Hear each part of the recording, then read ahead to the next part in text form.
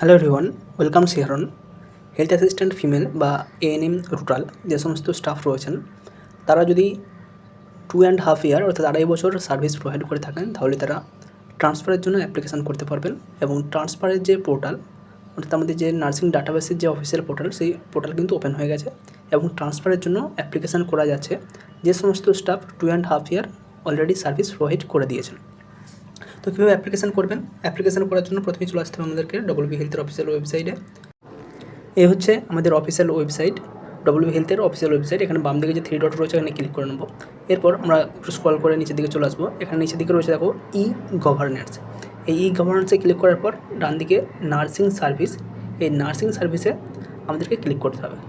Nursing সার্ভিসে click করার পর আমাদের এই ধরনের একটু পপ আপ আসবে, এখানে যে ওকে অপশান রয়েছে এখানে ক্লিক করতে হবে। ওকে অপশানে ক্লিক করার পর দেখো আমাদের যে অ্যাকচুয়াল নার্সিং ডাটাবেস সেই অপশান চলে এসেছে। এখানে আমাদের যে সমস্ত ডিটেলসগুলো চাওয়া হয়েছে, ইউজার নেম, পাসওয়ার্ড এবং একটি ক্যাপচার কোড, এগুলো আমাদেরকে বসাতে হবে।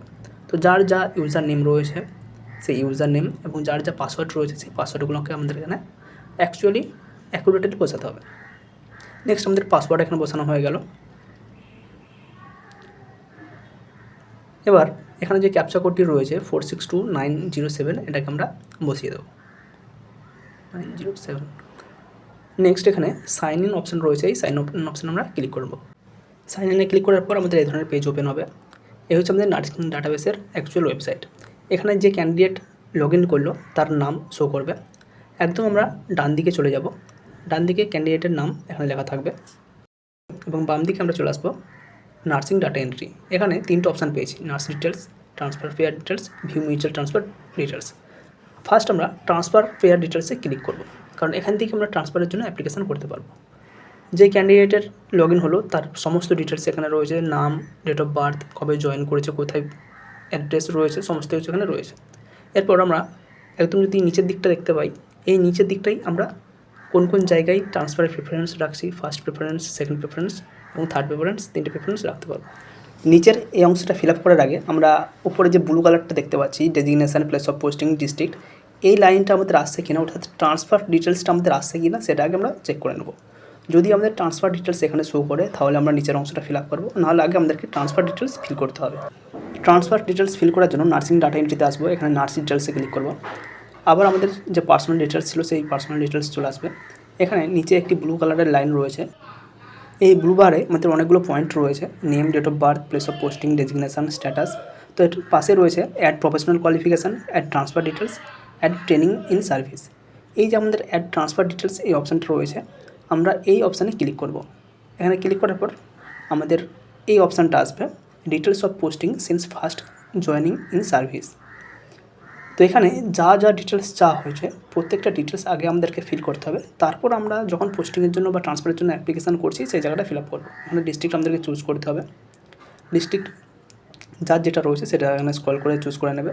প্লেস অফ পোস্টিং এখন বর্তমানে প্রেজেন্টলি কোথায় প্লেস অফ পোস্টিং রয়েছে সেটা এখানে চুজ করতে হবে। নেক্সট ডেজিগনেশান কী রয়েছে সেটা চুজ করতে হবে, ANM, health assistant female, health assistant female 2 or HS. এটার পর আমরা ডান দিকে চলে যাব, এখানে টাইপ অফ পোস্টিং পার্মানেন্ট না টেম্পোরারি বা ডিটেলমেন্ট সেটা এখানে চুজ করতে হবে।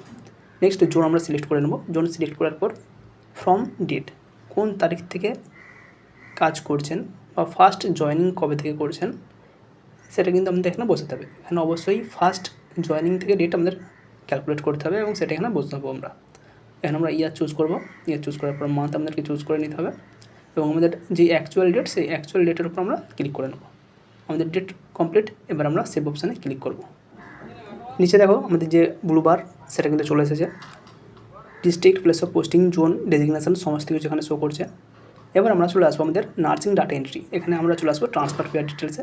ট্রান্সফার পেয়ার ডিটেলসে আমরা যেই অংশটা বলেছিলাম ফিল আপ করতে হবে, আমাদের প্রেফারেন্স দিতে হবে, সেই জায়গায় আমরা এবার ফিল করতে পারবো। তো এখানে আমাদের ফার্স্ট ট্রান্সফারের টাইপ চুজ করতে হবে, নর্মাল না মিউচুয়াল। ট্রান্সফার টাইপ চুজ করার পর আমরা যে সমস্ত ডিস্ট্রিক্টে প্রেফারেন্স দিতে চাইছি সেই প্রেফারেন্সগুলো আমরা পরপর বসিয়ে দেবো। এখানে 3টে প্রেফারেন্স দিতে হবে একজন ক্যান্ডিডেট, 3টে ডিস্ট্রিক্ট আমাদের চুজ করতে হবে এবং 3টে সাব সেন্টারের নাম চুজ করতে হবে। তো আমরা ফার্স্ট ডিস্ট্রিক্ট চুজ করবো, এখানে সমস্ত ডিস্ট্রিক্টের নাম রয়েছে, স্ক্রল করে আমাদেরকে খুঁজে নিতে হবে কোন ডিস্ট্রিক্ট আমরা সাবমিট করতে চাইছি। তো আমরা বাঁকুড়া চুজ করলাম।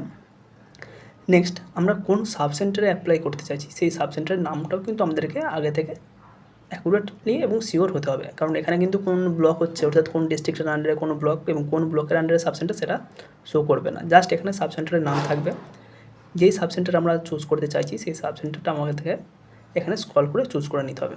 তো তিনটে ক্ষেত্রেই বা তিনটে যে প্রেফারেন্স আমরা দিতে পারবো, তিনটে প্রেফারেন্সের ক্ষেত্রেই একই। ফার্স্ট আমরা ডিস্ট্রিক্ট চুজ করব, দেন ডাইরেক্ট আমরা সাবসেন্টার চুজ করব। মাঝখানে কোন ব্লক সেটা কিন্তু আমরা দেখতে পাবো না, সেক্ষেত্রে আগে থেকে নিজেদেরকে খোঁজ খবর নিতে হবে। যার যেরকম সোর্স রয়েছে সে সোর্স ওয়াইজ কোন সাবসেন্টার অ্যাকুরেটলি এবং শিওর অবশ্যই হয়ে নেবেন।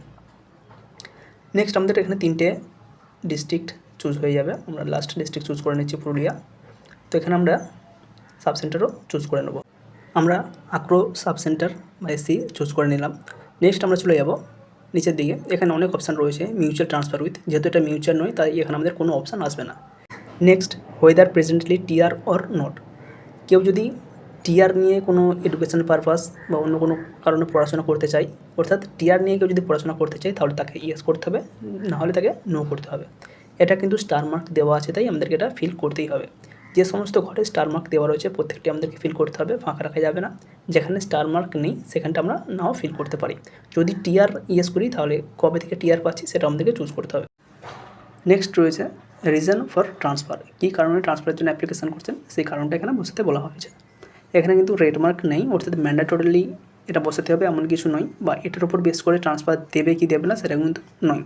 বাট কারো রিজন যেগুলো রয়েছে সেগুলো সাবমিট করতে পারেন। কারো লং ডিস্টেন্স রয়েছেন, কারো ফ্যামিলি থেকে ডিটাচমেন্ট রয়েছে, কারো হাজব্যান্ড ওয়াইফ ডিফারেন্স জায়গায় পোস্টেড রয়েছে, সেগুলো এখানে বসাতে পারেন। তো যার যেটা অ্যাপ্লিকেবল সেটা এখানে সাবমিট করবেন। তো এখানে আমরা আমাদের মতো করে একটা সাবমিট করে দিলাম। নেক্সট এখানে রয়েছে আমাদের রিমার্কসের ঘরে কিন্তু স্টার মার্ক দেওয়া রয়েছে এবং ব্যাকেটের মধ্যে উল্লেখ রয়েছে mention in service training details. In service training যে সমস্ত দেওয়া হয়েছে সেই সমস্ত ট্রেনিংগুলো এখানে সাবমিট করতে হবে। অবশ্যই যাদের সার্টিফিকেট রয়েছে, অর্থাৎ একটা ট্রেনিংয়ের পর সার্টিফাইড করা হয়েছে, সার্টিফিকেট দেওয়া হয়েছে, সেই সমস্ত ট্রেনিংগুলো ম্যান্ডেটরিলি উল্লেখ করবেন, কারণ এখানে কিন্তু রেড স্টার মার্ক রয়েছে, অর্থাৎ যেগুলো ট্রেনিং দেওয়া হয়েছে সেগুলো এখানে উল্লেখ করতেই হবে।